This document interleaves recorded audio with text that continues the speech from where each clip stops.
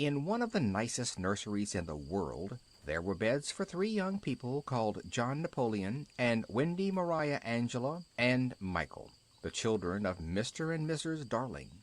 The nursery was wide and airy, with a large window and a bright fire with a huge fire guard round it, and a big clock, and prettily colored nursery rhyme pictures over the walls.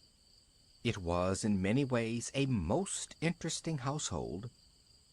For one thing, although there was a pretty little parlor maid called Liza, the children were bathed and dressed by a big dog called Nana, whose kennel was kept in the nursery. On the evening on which our story begins, Nana was dozing peacefully by the fireside, with her head between her paws. Mr. and Mrs. Darling were getting ready to go out to dinner, and Nana was to be left in sole charge of the children. Presently the clock went off with a whir and struck 1, 2, 3, 4, 5, 6. Time to begin to put the children to bed. Nana got up and stretched herself, and carefully switched on the electric light. You would have been surprised to see how cleverly she managed to do that with her mouth. Then she turned the bedclothes neatly down and hung the little pajamas over the fire guard. She then trotted up to the bathroom and turned on the water. After feeling it with her paw to make sure that it was not too hot, she went off to look for Michael, who, being the youngest of the three children, must go to bed first. She returned immediately with him sitting astride on her back as though she were a pony. Michael, of course, did not want to be bathed, but Nana was firm, and taking him to the bathroom shut the door so that he should not be in a draught. Then Mrs. Darling came to peep at him as he splashed about in the nice warm water. Whilst Mrs. Darling was in the nursery, she heard a wee noise outside the window, as a tiny figure, no bigger than a little boy, tried the window latch, and vanished suddenly at her cry of surprise. She flung the window open, but there was nothing to be seen, nothing but the dim roofs of the neighboring houses and the deep blue sky above. She began to frighten herself with eerie bogey tales, for the same thing had happened the day before, when Nana had gone to the window and shut it down quickly, so that she had cut off the boy's shadow. Mrs. Darling had found it in Nana's mouth, and had carefully folded it and put it away. But she soon felt reassured when her children came in together in answer to her call. John Napoleon and Wendy were playing at their favorite game of being father and mother, and Mrs. Darling's beautiful face beamed with delight as she listened to them. Suddenly in rushed Mr. Darling, very much excited because he could not fasten his evening tie. Evening ties are difficult things to fasten, you know. Mrs. Darling easily managed that for him, and he was soon skipping about the room with Michael on his back, dropping him finally into his bed with a big boom-ba. Unfortunately, in going to the bathroom, Nana accidentally brushed against Mr. Darling's beautifully pressed black trousers, and left some of her gray clinging hairs upon them. Now, no grown-up person likes hairy trousers, so Mr. Darling was very cross with Nana, and spoke of dismissing her. But Mrs. Darling told him about the weird apparition at the window, how Nana had barked at it and shut the window down so fast, so that its shadow had been cut clean off and left behind. She showed him the shadow, and told him how glad she was to have such a treasure as Nana for a nurse. "You see how very useful Nana is," concluded Mrs. Darling, as the faithful dog came in with Michael's bottle of cough mixture. But Michael was naughty and would not take it. There was a fine fuss over it, when Wendy, being a clever little girl, hit on a brilliant idea. Father should take some of his medicine to keep Michael company. "Very well," said Mr. Darling, "we shall see who is braver." 2 glasses were fetched and filled in a moment. "1, 2, 3!" cried Wendy. Michael took his like a man, but Mr. Darling only pretended to, and quietly hid the glass behind his back. John caught him in the act. "Father hasn't taken his!" he cried, and Michael, seeing that he had been tricked, burst into a loud "Moo!" Mr. Darling, to appease Michael, thought of what seemed to him an excellent joke. He poured his medicine into Nana's drinking bowl, and when poor Nana, thinking that it was something nice, ran eagerly to lap it up, he roared with laughter to see the reproachful eyes she turned upon him. The children, who loved their old nurse very dearly, were terribly distressed as she slunk to her kennel, looking as woeful and as hurt in her feelings as ever a dog did. Mr. Darling, angry that they did not enjoy his joke in the least, coaxed Nana out of her kennel, seized her by the collar, and dragged her off in disgrace to be chained up in the yard. "The proper place for dogs," he said, in spite of the persuasions and pleadings of them all. Mrs. Darling comforted the children, kissing them very tenderly, as mothers always do, tucked them up in their beds, sang them to sleep, and, leaving the night lights burning for company, crept softly out of the room to go to the dinner party with Mr. Darling. Everything in the big nursery was now still and quiet. Suddenly the night lights flickered, waned, and went out one by one, and there darted into the room a tiny ball of fire, which flitted uneasily about and finally vanished into a jug. Then the same slender, graceful figure that had so startled Mrs. Darling leapt from the darkness outside the window. There was just one click, the window was open, and the little creature stepped cautiously in. He seemed to be looking for something, and you will easily guess that what he was looking for was his shadow.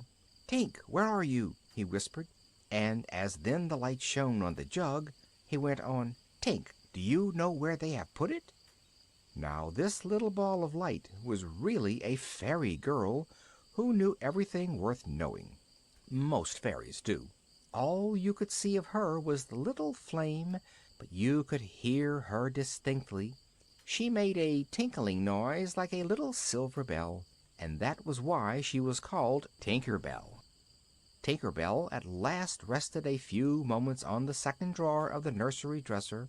Instantly the boy ran joyfully to it, and pulling open the drawer, snatched out his shadow neatly rolled up, just as Mrs. Darling had left it. He had found it, certainly, but the next trouble was to put it on again. A happy thought struck him. He would stick it on with soap. Sitting on the hearthrug, he soaped his feet, and then he soaped his shadow, but whichever way he soaped they would not stick together. There is no use in having a shadow if it will not stick to you. After trying and trying in vain, the poor little fellow gave up the attempt, buried his face in his hands, and sobbed despairingly. It was then that Wendy awoke. She sat up in bed, and, not at all frightened, said, "Little boy, why are you crying?" The elfin creature sprang to his feet, and, taking off his cap, bowed very politely. Wendy curtsied in return, though she found it a difficult thing to do in bed. "What's your name?" asked the little boy. "Wendy Maria Angela Darling. What's yours?" "Peter Pan." "Where do you live?" "Second turning to the right and straight on till morning." This seemed to Wendy a very funny address, but she was all sympathy when she heard that Peter had no mother. No wonder he was crying. But that was not the reason for Peter's tears. He was crying because he could not get his shadow to stick on.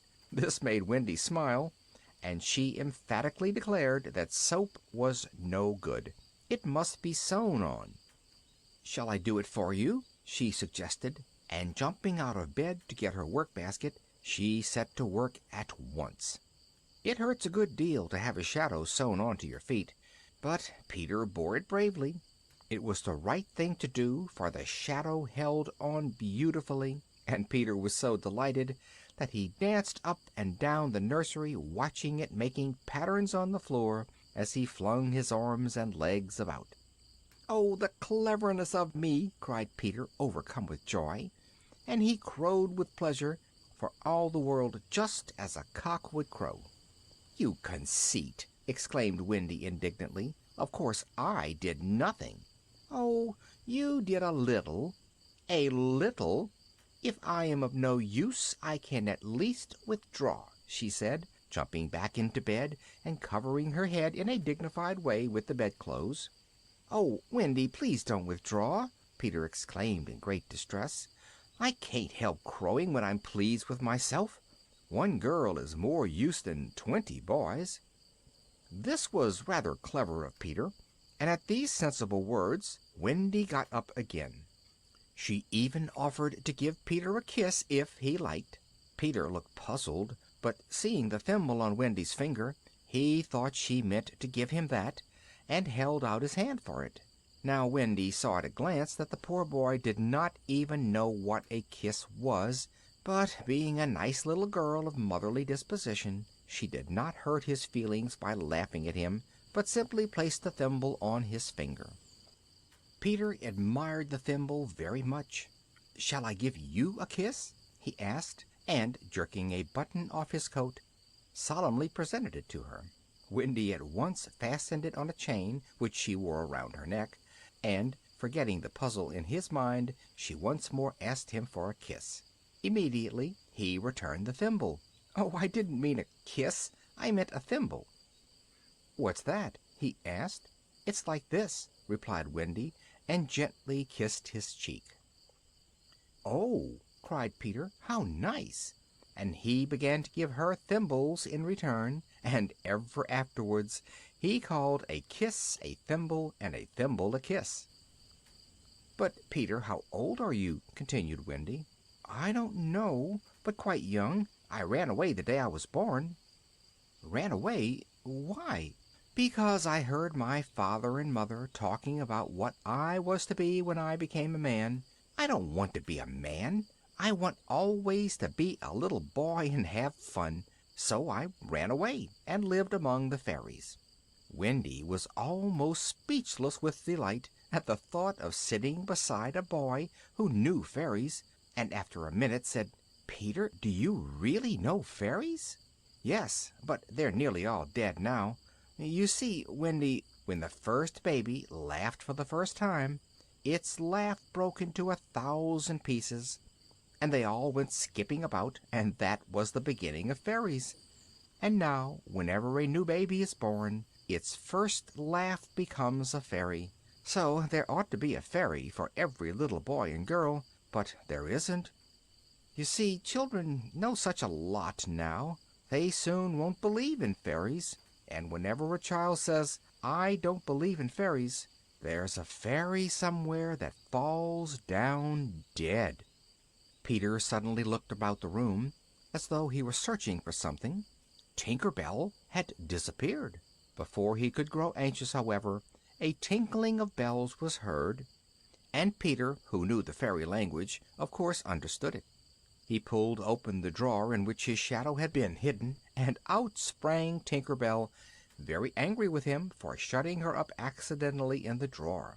She skipped about the room, but Wendy gave such a cry of delight that Tink was frightened and hid behind the clock. "But, Peter," continued Wendy, "if you don't live with the fairies, where do you live?" "I live with the Lost Boys." "Who are they?" "Why, they are the children who fall out of their perambulators when their nurses are looking the other way. If they are not claimed within 7 days, they are sent far away to the Neverland to defray expenses. I'm their captain." "Oh, what fun! But, Peter, why did you come to our nursery window?" Peter told her that he came to listen to the lovely stories Wendy's mother related to her children, for the Lost Boys had no mothers, and no one to tell them any stories. He also told her how he led them against their enemies, the pirates and the wolves, and how they enjoyed bathing in the lagoon, where beautiful mermaids sang and swam all day long. "I must go back now," he went on. "The boys will be anxious to hear the end of the story about the Prince and the glass slipper. I told them as much as I knew, and they're longing to hear the rest." Wendy begged him to stay. "I'll tell you lots more," she promised, "ever so many stories, if you'll only stay." "Come, Wendy!" exclaimed Peter, struck with a new idea. "You can tell us all the stories there, and darn our clothes and tuck us in at night. None of us has ever been tucked in. All the boys long for a mother. Oh, Wendy, do come!" It was a tempting idea to Wendy, but a sudden thought came across her mind. "Peter, I can't. Think of Mummy. Besides, I can't fly." "I'll teach you, Wendy." This was too much for her. "Peter, will you teach John and Michael to fly as well?" "Yes, if you like." So John and Michael were awakened, and directly they heard that there were pirates in the Neverland, they began to clamor to go at once. They watched Peter fly about the room, and tried to imitate him, flapping their arms clumsily at first like unfledged birds, and flopping about all over the place. "That will never do," Peter said. "I must blow the fairy dust on you. Now waggle your shoulders as I do." So they tried, and found that they could fly, just a little at first, from the bed to the floor and back again, then over the bed and across the room, and then, as they grew braver, almost as freely and easily as Peter himself. "Tink, lead the way!" called Peter, and the fairy shot out like a little star. None of the children had time to put on their day clothes, but John snatched his top hat as he flew out the window, followed by Michael. Peter Pan held Wendy's hand, and away they floated into the dark blue depths of the starry night. A minute afterwards Mrs. Darling, who had just returned from the party, rushed into the nursery with Nana at her heels, for Nana had been anxious about her charges, and had just succeeded in breaking her chain. But it was too late. The children were already on their way to the Neverland. Far away in the Neverland, the lost boys lived in the depths of the forest, on the banks of a lake now covered with ice.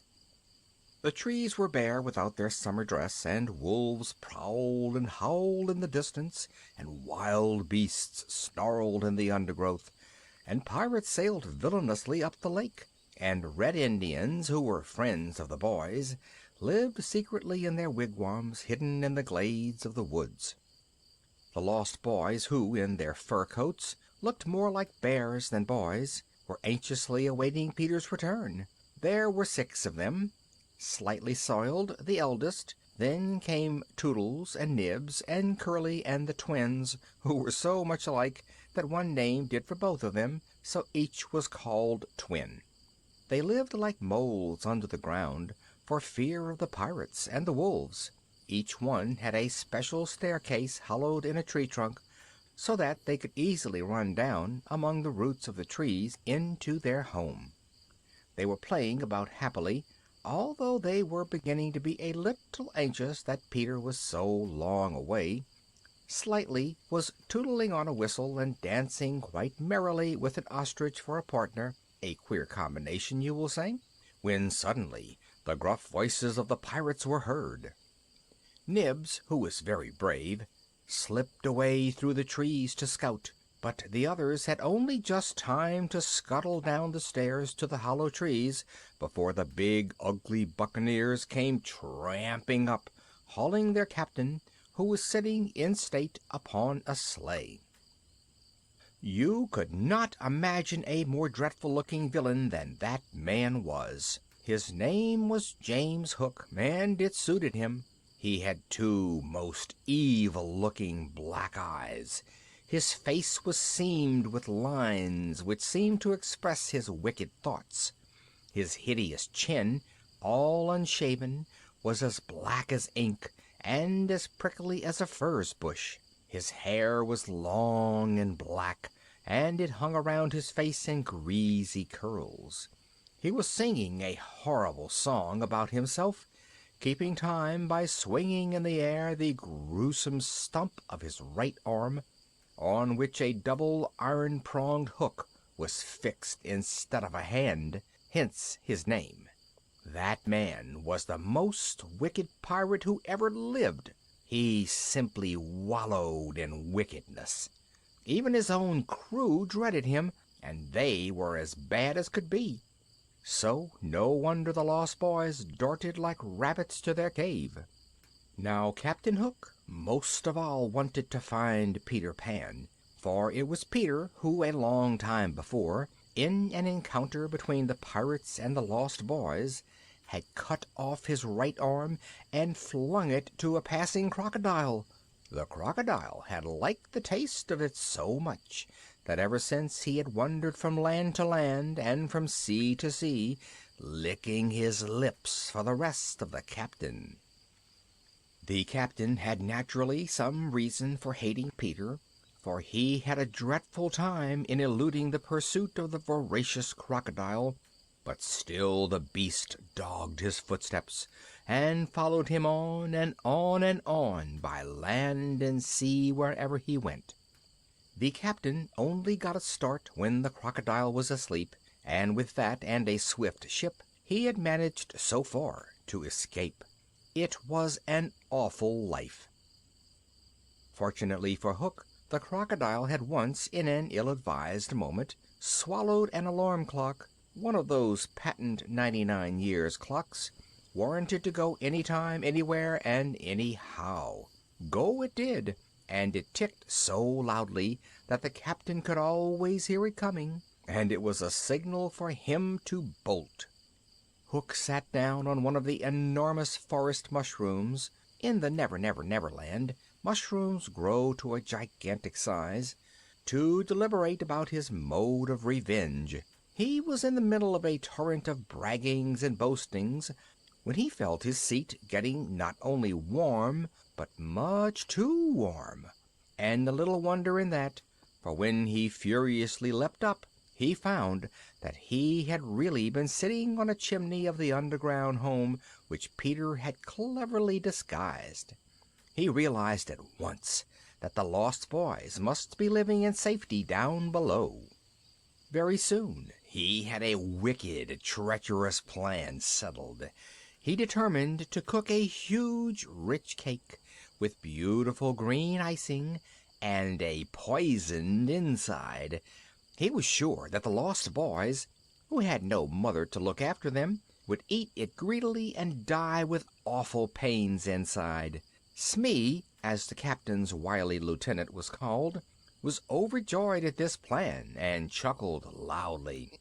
"Shake hands on it," said Hook, but Smee did not want to and begged to be excused. "Paw, Smee, paw," said the captain in an awful voice. So Smee had to take the horrid Hook in his hand, and they both danced around while Hook sang with diabolical grimaces. Yo ho, when I say paw, by fear they're overtook. Naught's left upon your bones when you have shaken hands with Hook. Just as he was gloating over his pleasant scheme, a queer sound was heard, like a corncrake coming nearer and nearer through a barley field. Tick-tock, tick-tock, tick-tock. "The crocodile! The crocodile!" the pirate captain yelled, and in a moment was flying for his life. The pirates had scarcely disappeared in the depths of the forest when the Indians crept silently up in pursuit of them. Tiger Lily, their chieftainess, was at their head, now running swiftly under the trees, now listening with her ear to the ground to know where her enemies had gone, for, like Tinker Bell and Wendy, she loved Peter Pan, and his enemies were her enemies. The Redskins slid along, following the pirates with steps as quiet as those of a beetle crawling through the grass. They soon passed far out of sight, and then, one by one, the Lost Boys peeped from their tree trunks, and, seeing that all was quiet, came out again to their playground in the woods. But their safety did not last for long. A fierce barking of wolves was heard, and Nibs, who had gone off by himself, rushed quite out of breath into the midst of the boys, closely pursued by a pack of lean and hungry wolves with glittering fiery eyes. What were the Lost Boys to do in this terrible plight when their leader was far away? Fortunately, one of them remembered Peter's plan. Whenever he was attacked by wild beasts, Peter used to run at them backwards, jumping along the ground, squinting at them through his legs. The Lost Boys did this all together, and really it was so astonishing that the wolves fled with terrified howls to the thickets where they lived. Note, this is a good way of scaring away mad bulls and wild animals, but it is always safer to practice on cows or in the zoo first. Then Nibs told the boys how he had seen the loveliest white bird you could imagine. "It was flying this way," he said. "It looked so wearied, and as it flew it moaned, 'Poor Wendy.'" "Are you sure it was a bird?" they asked. Nibs was quite sure, and almost at once they saw Wendy flying through the trees in her white nightgown. Tinker Bell was by her side, darting at her and telling the boys that Peter wanted her shot, for Tinker was rather a bad little fairy sometimes. She said this because she was jealous of Wendy, since Peter and Wendy had kissed each other. Instantly Toodles seized his bow and arrow and shot at the bird, as he thought, and she fell fainting to the ground. At once the boys saw that she was no bird, but a little girl, and perhaps the very mother whom Peter had promised to bring them.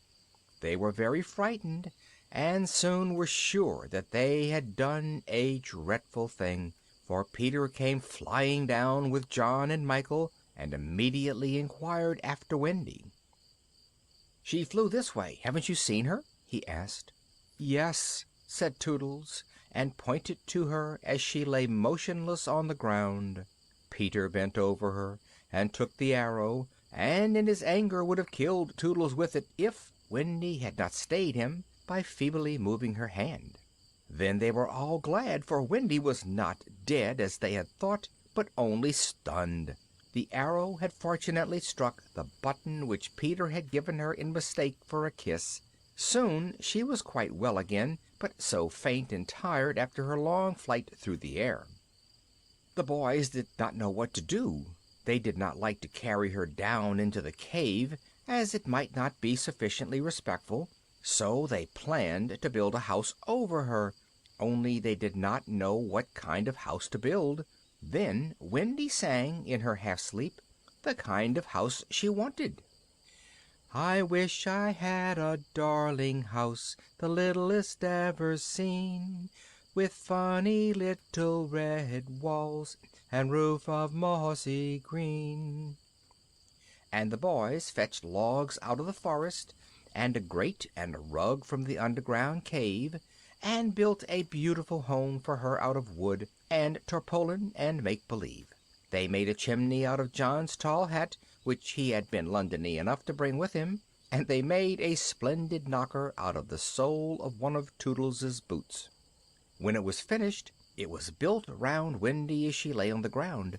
Peter knocked solemnly at the door, and Wendy opened it and came out, very pleased and happy. The Lost Boys knelt before her and begged her to be their mother, and tuck them in at night time, and tell them stories before they went to bed. She said that she was not quite sure if she could, but she would do her best, if only Peter would be father, and that now, if they liked to come in, she would tell them the story of Cinderella. In they bundled, one after the other, to listen to the tale, and they were so big, and the house was so small, that they must have been packed like sardines inside, but a sort of cozy feeling like that was, I expect, just what they wanted, and they were very happy. The evening fell softly down on the forest, and the shadows rose, so that everything was dark and still, save for the occasional baying of a wolf. Lights were lit in the little house, and at last, when it was quite night, Peter came out with his sword and walked up and down like a sentry to guard the new little mother he had brought for the Lost Boys. One fine summer evening Peter, with Wendy and their little family, went down to the lagoon where the mermaids lived. The Neverland, as you see, is full of the most strange and interesting creatures, some of them dreadful, like the pirates, wolves, and crocodiles, and others like the fairies and the mermaids, altogether beautiful and charming. Wendy and her brothers, who had never seen a real mermaid with a tail, were very much excited, and as luck would have it, just as they arrived at the lagoon, one of them, seated on a rock, was combing her long tresses, on which the sunlight gleamed until they shone like a mixture of gold and bronze, for they had a beautiful greenish tinge. As she combed her hair, she sang such a wonderful melody that the boys longed to catch her. They instantly dashed into the water, but with a piercing cry of "Mortals!" the mermaid dived out of their reach into the lowest depths. "But look, here is another little mermaid. Surely we can catch her," said John Napoleon Darling, and he very nearly did. Mermaids, however, are hard to catch, and when caught they are still harder to hold. John succeeded in getting the little sprite in his hands, but, wriggling like an eel, she slipped out of his grasp. Breathless with excitement, the whole band of children clambered onto the rocks, when all at once a cry went up, "The pirates!" Sure enough, a boat was approaching, and in it were seated the two pirate lieutenants, Smee and Starkey.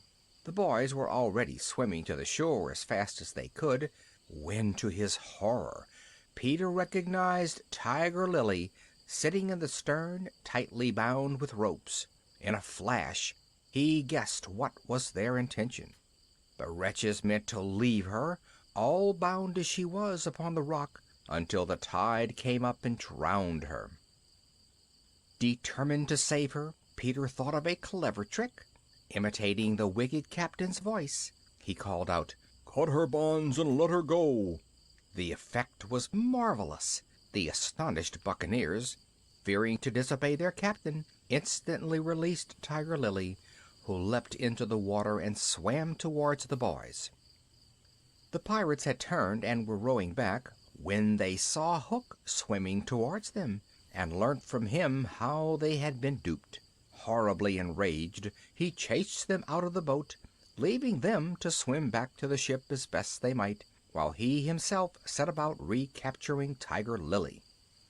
But the pirates once safely out of the way, Peter and his friends went back to the rock to attack the captain, who was now single-handed. A fierce fight ensued, Hook using his iron prong to some purpose on poor Peter, while the boys, seizing Hook's boat, rowed off with Tiger Lily in it. At last, finding himself outdone, the captain gave up the fight, and in all haste swam back to his ship. Peter, left alone on the rock with Wendy, found her so exhausted that she could neither swim nor fly any farther. With difficulty he managed to help her to a firm footing, but the tide was rising, and they were both in great danger. As he watched the water silently creeping nearer, Peter almost despaired. But all at once a large kite came flying slowly over the lagoon. In a second Peter had seized its tail, and, binding it tightly around Wendy, he sent her sailing away in safety, bravely calling, "Goodbye, Wendy," until she was out of sight. Then, indeed, as the tide rose steadily, Peter was in great peril. The water reached his feet, and he was beginning to think it would be a tremendous adventure to die, when who should come sailing by but a great sea-bird on its nest, which had been blown off the cliffs by the rising storm. "Hurrah!" cried Peter, "there's a lovely boat for me!" and chasing the bird off, in he stepped, curled himself round, and spreading out his coat to the wind, sailed swiftly and merrily after Wendy. The days passed merrily in the underground home, where Wendy was the sweetest little mother, and Peter the bravest father you could ever have found anywhere. The cave was large and roomy, and the rocks out of which it was hollowed were of a deep brown color. There was a fine large fireplace, and overhead, near the ceiling, were hung baskets and fishing tackle and all sorts of things likely to be useful to cave dwellers. Wendy had not been long there before she had improved the home and made it as comfortable as her own nursery. It is wonderful what clever girls can do, even with the poorest materials. There was now a huge bed for all the boys, and a basket for Michael, because he was the littlest, and because a cradle is such a homely thing to have about the house. And in a corner of the room, hidden behind a tiny crimson curtain, there was a wee little room for Tinker Bell, daintily furnished to suit the tastes of a girl fairy. There were stools made of mushrooms for the boys, and 2 comfortable chairs made of pumpkins, where Peter and Wendy could sit in state, as was fitting the father and mother of the little family.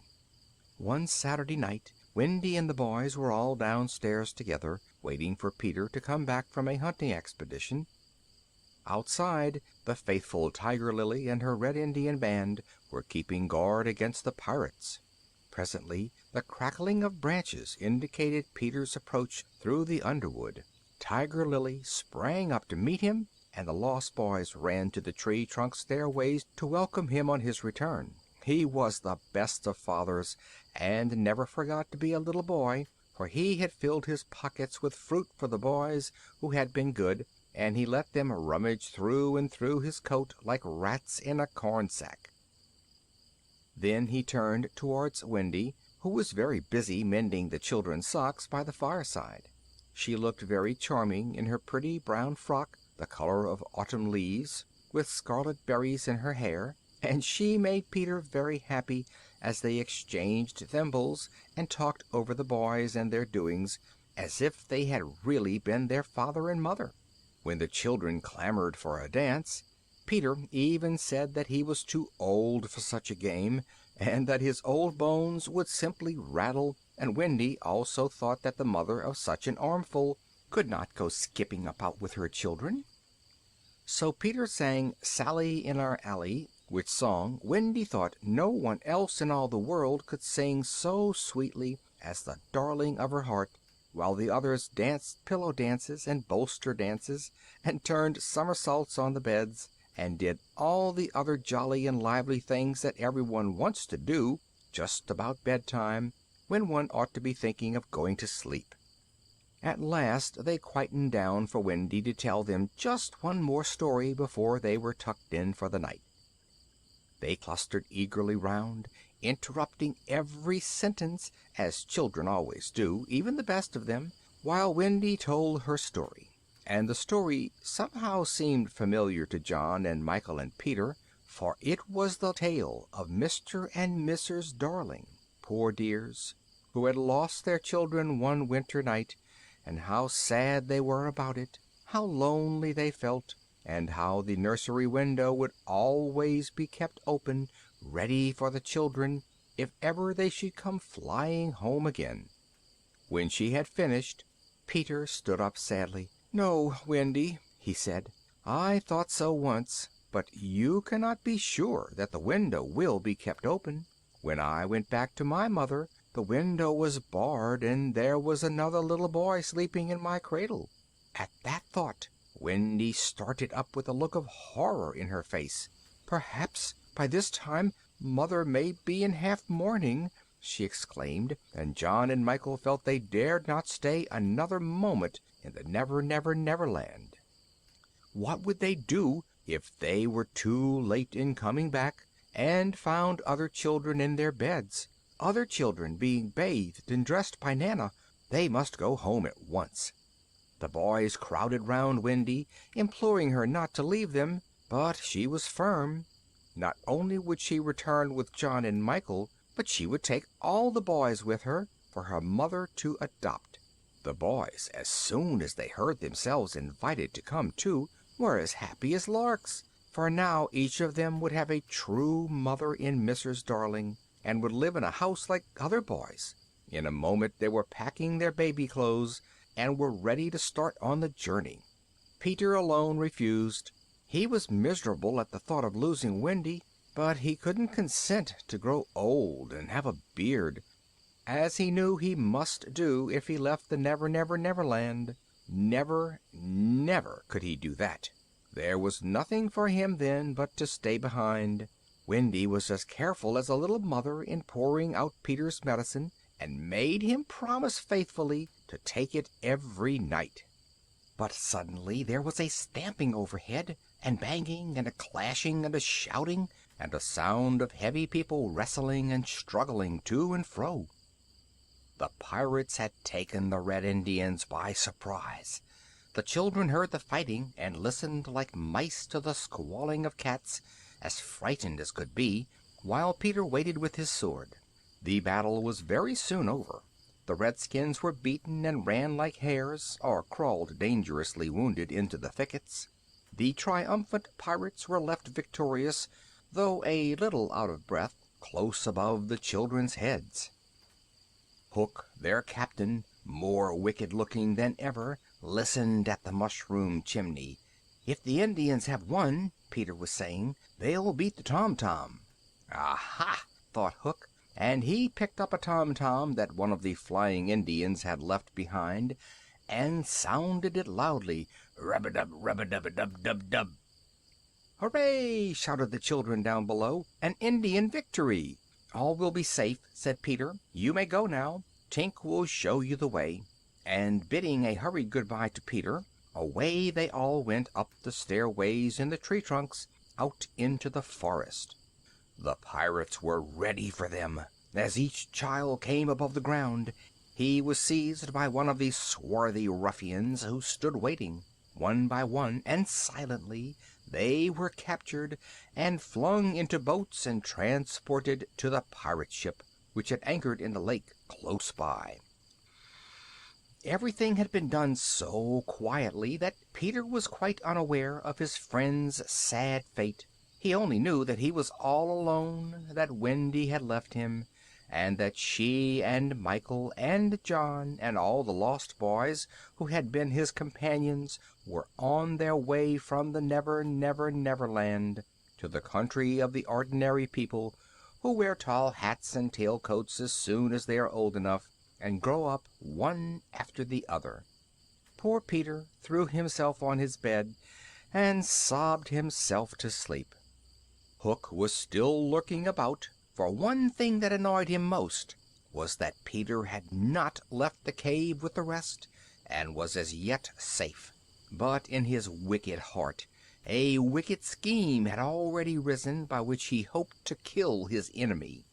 He had carefully listened to Wendy's last words. "Be sure and take your medicine, Peter." Here was the captain's last chance.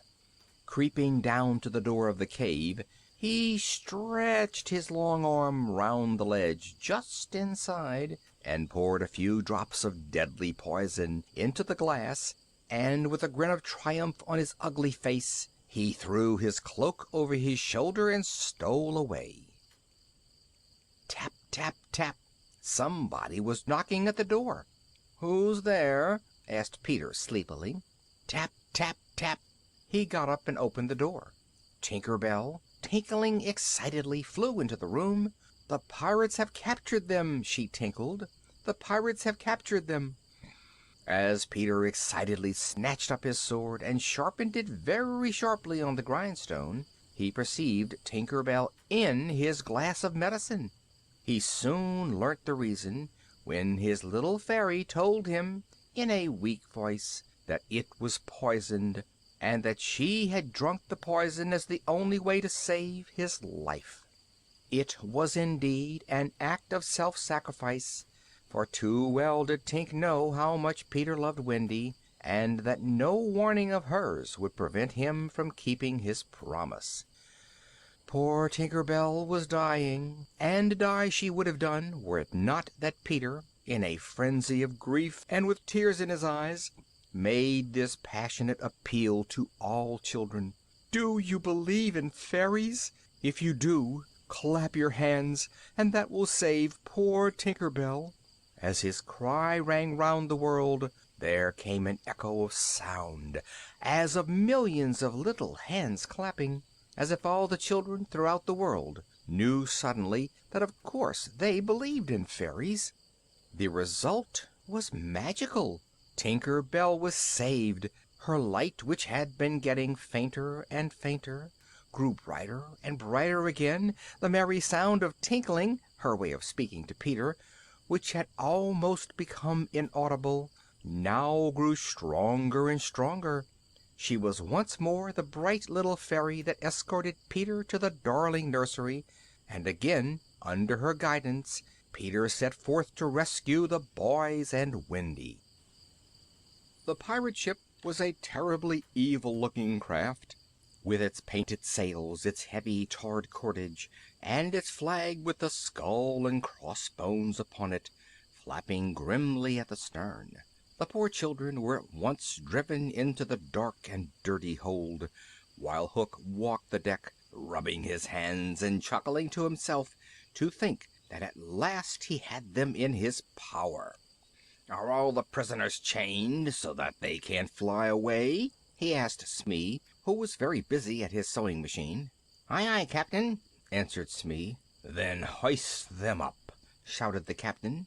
He seated himself on a chair covered with a white bearskin, waiting while the boys, whose wrists were chained together, were dragged out of the hold and brought before him. 6 of them, he said, were to walk the plank at once, but he would save any 2 who were willing to be cabin boys. The children were not at first sure what walking the plank meant, but Hook soon enlightened them by roaring out a song in explanation. Yo-ho, yo-ho, the frisky plank you walk along it so, till it goes down and you go down, to-too-ra-loo-ra-lo. He sang, waving his hook to show how, when the plank tipped, they would be shot into the water and drowned. Turning towards John Napoleon Darling, he shouted, "You look as if you had some pluck in you." John hesitated. In his schoolboy days he had always thought a pirate's life very attractive, so stepping forward he said, "Will you call me Red-Handed Jack?" The captain laughed with delight, and promised to give him that name if he joined the crew. Then Michael went up to him and slapped him on the shoulder. "What will you call me if I join?" he asked. "Black-bearded Joe," answered the captain, and until another question arose, Michael was much pleased. The cabin boys were told that they must of course swear "Down with King George," and to this neither boy would consent. John and Michael were then pushed on one side and told that their doom was sealed, while Hook shouted, "Bring up their mother." In a moment Wendy was dragged from the hold, and when the boys rushed to protect her they were pulled back, leaving her standing alone, looking very frightened but pretty in her brown dress, with a long brown cloak wrapped around her. Hook asked her if she had any last message for her sons who were about to die. Wendy spoke beautifully to the boys, telling them she was sure their real mothers would wish them to die like English gentlemen. Her courage so inspired the children that they all cried they would do what their mothers wished. Upon this, Wendy was cruelly tied to the mast whilst Hook's orders were being carried out. But just as the boys' fate seemed determined, something happened to change Hook's glee into terror. Tick-tock, tick-tock, tick-tock, he heard, and at the dreaded sound he yelled, "The crocodile! Hide me! Hide me!" In abject fear he rushed to a corner of the ship, while his men crowded round him, intent only upon shielding their captain from the jaws of the monster. The boys, too, waited breathless with horror, until, with sudden relief and rapture, they saw not the crocodile, but their beloved Captain Peter Pan appearing over the ship's side. In one hand, at arm's length, he held an alarm clock, the ticking of which had made Hook believe that the crocodile was upon him. Making a sign to his friends, Peter dashed into the cabin unseen by the pirates and shut the door. The ticking ceased directly, and Hook's terror vanished. Returning to his dreadful purpose, he cried, "Now here's to Johnny Plank." Again he began to sing, "Yo-ho, yo-ho, the frisky plank." But the boys, filled with hope and excitement, drowned his voice by singing, "Rule Britannia." and just as the pirate was about to vent his rage upon them, he was silenced by a shrill and piercing cock's crow from the cabin. Struck motionless with terror, the crew looked to their captain for some explanation, who ordered Gecko, one of his men, to enter the cabin and see what was the matter. Hook waited, but Gecko did not return, and once again was heard the awful, mysterious crowing. "Someone must bring me out that doodle-doo," roared the captain, and as no one volunteered, "I thought I heard Starkey volunteer," he said, pointing his hook at Starkey. Mad with terror of the hook, as well as of the uncanny creature in the cabin, Starkey rushed wildly round the deck, and finally, to escape both, flung himself overboard. Furious at this mutinous behavior, Hook shouted, "I'll bring that doodle-doo out myself." But he had no better success, and came rushing back in a cowardly fashion, saying, "Something blew out the light." A happy idea now struck him. "Drive the boys in. Let them fight the doodle-doo. If they kill him, so much the better. If he kills them, then we're none the worse." This, of course, was just what the children wanted, but concealing their delight, they allowed themselves to be driven into the cabin. In the meantime, all the pirates huddled together, hiding their faces. Sailors, you know, are very superstitious, and they all thought the ship was bewitched. So terrified were they that no one saw Peter steal out, followed by the boys, who crept silently up the ladder to the higher deck. No one saw Peter cut the ropes which bound Wendy, and take her place at the mast, and cover his face with the brown cloak she had left, while Wendy joined the boys. "It's the girl!" cried Hook. "There's never luck on a pirate ship with a woman aboard. Let's throw her over." All the men knew that their captain was right, and one of the pirates started up and shook his fist at the brown-robed figure at the mast. "There's nothing can save you now, missy," he cried. "There is one," came a ringing voice, and the brown cloak was flung aside, and there stood Peter Pan. "Down, boys, and at 'em!" he shouted, and with a rush the boys, armed with weapons which Peter had found and given them in the cabin, swarmed down upon the lower deck. The pirates believed that all the boys had been slain by the mysterious doodle-doo, and were panic-stricken as they saw them with swords and daggers. Some of the crew rushed to the bulwarks and leapt overboard. Others with their knives fell upon the boys, while Hook backed into the cabin fighting for his life. "Put up your knives, boys. That man is mine," cried Peter, pointing to Hook. The boys turned their attention to the remaining members of the pirate crew, who were one by one forced into the sea, while the two mortal enemies appeared at the cabin door, closed in deadly combat. Each was determined to kill the other. Step by step, Hook was driven back to the side of the ship. He felt himself weakening. In despair he cried out, "'Tis some fiend fighting me. Who are you, Pan?" "I'm Youth," cried Peter. "I'm a little bird that has broken out of the egg. I'm Youth. I'm Joy." With that he wrenched Hook's sword from him and pushed him into the sea, right into the jaws of the waiting crocodile, who caught him at last. The boys burst into ringing cheers as they and Wendy crowded round their hero, who stood like a conquering Napoleon while the pirate flag was lowered. The fate of the pirates. All the pirates save two, Smee and Starkey, jumped into the sea and were drowned. Smee, the Irish pirate, who was not so wicked as the rest of the crew, managed to swim ashore and subsequently became a reformed character and a brave sailor in His Majesty's fleet. Starkey, who had never shed blood, but had been guilty of many cruel deeds, was captured by the redskins and led a miserable life, for Great Big Little White Panther, the Indian chief, compelled him to act as nurse to the papooses of the tribe. A sad come down for a pirate. But at home in the Darling household all this time there was deep sorrow. Mr. Darling, as a punishment to himself for taking their guardian Nana away, had vowed that he would live in the kennel till the children's return.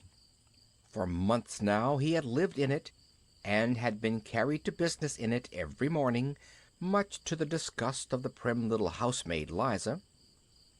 Mr. Darling had become quite a celebrity, and great ladies, leaders of society, found him so interesting and touching that they all cried out as he passed by, "Oh, do come to dinner at our house, do come in the kennel."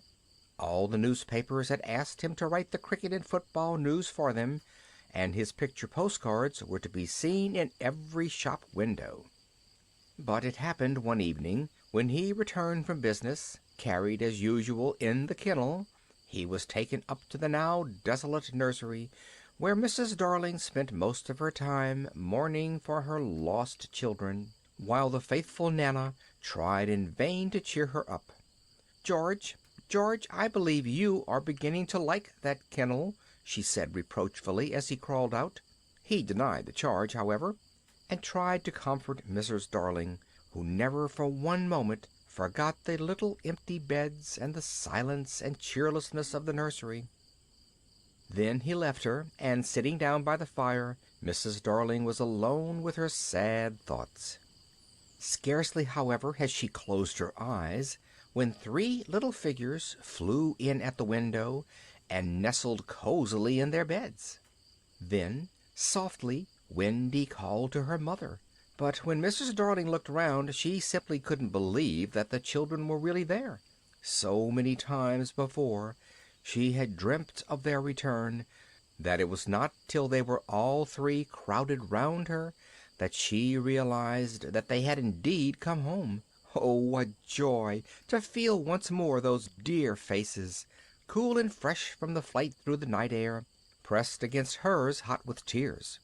To hear once more the sound of those sweet voices as they all talked at once. At last, when she was a little calm, Wendy began telling her about Peter Pan and the lost boys, who, with Peter Pan himself, were all waiting outside. Directly Mrs. Darling saw them, and heard that they had no mothers, she instantly adopted them all. Though the house would be rather crowded, she could easily put up extra beds in the drawing-room, she said, and with a screen on her at-home days all could be comfortably managed. The only difficulty lay with Peter. Much as at first sight he loved Mrs. Darling, much as he loved Wendy, he couldn't consent to grow up. So at last it was arranged that he should fly back alone to the Neverland, and that once a year Mrs. Darling would allow Wendy to go and stay with him for a whole week to do his spring cleaning. The treetops. High in the treetops of the Neverland, Tinker Bell placed the little house that was built for Wendy. The treetops are soft as velvet, and in the evening at twilight are all bejeweled with tiny mauve and white and blue lights. The mauve ones are boy fairies, the white girl fairies, and the blue lights are darling little sillies who are not quite sure what they are. And the still air is filled with the singing of birds and the ringing of hundreds of little fairy bells. But the sweetest sound of all is the fluting of Peter Pan's pipe as he sits outside the little house and calls to the spring to make haste, because with the spring comes Wendy.